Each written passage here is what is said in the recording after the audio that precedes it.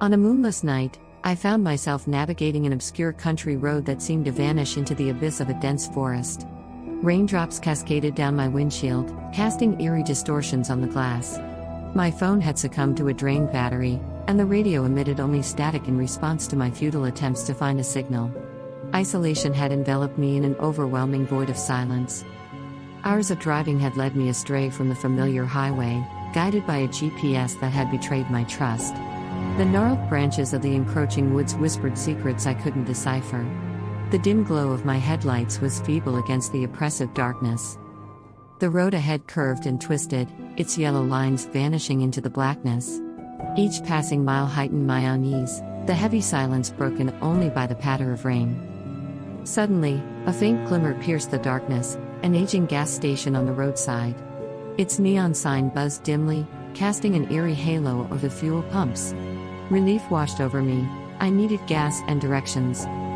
Stepping out into the rain, I approached a solitary figure near one of the pumps, an elderly man dressed in tattered clothes, muttering to himself. Hesitation gripped me as I contemplated asking for directions. "Go that way," he rasped, the voice barely audible.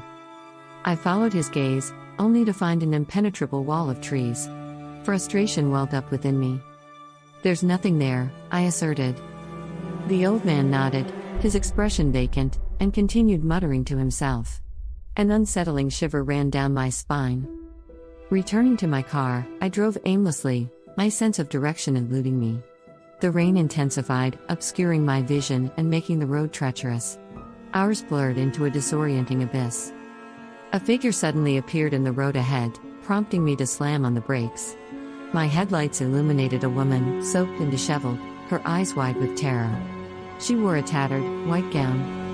Without hesitation, I flung open my car door and rushed to her side. "Are you okay?" I asked, my voice trembling. She pointed frantically back down the road and whispered, "Run."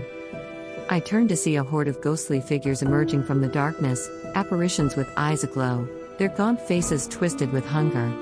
Panic surged through me as I realized the truth: lost souls condemned to wander this desolate road. I stumbled back into my car, the woman beside me, and sped away from the nightmarish horde. The rain pounded relentlessly, wipers struggling to maintain visibility. Escape was my sole purpose. After what felt like an eternity, the road finally opened up, welcoming the glow of distant streetlights. I had found my way out. Relief washed over me as I merged onto the highway. Glancing in the rearview mirror, I half expected to see the relentless apparitions still pursuing me. But there was nothing, just the empty road vanishing into the night. I had escaped, but a lingering unease remained. The clock in the nearby town square read 3:33 a.m. and the town itself appeared abandoned, its buildings boarded up, and streets deserted. A pervasive dread settled over me. As I wandered through the ghost town, shadows danced at the edge of my vision and faint whispers echoed through the empty streets. Panic gripped me. I attempted to return to my car, only to discover it had vanished. Trapped in this forsaken town, I sensed an ominous presence closing in. Rain continued to fall, its touch clammy and unwelcome. I became another lost soul in the ghost town, a victim of the desolate road that led me there, a road that should have remained untraveled. So, this is the end of my story. I hope you always take the right path if you are at a junction in life. Otherwise, you could end up lost. And we don't want that, do we?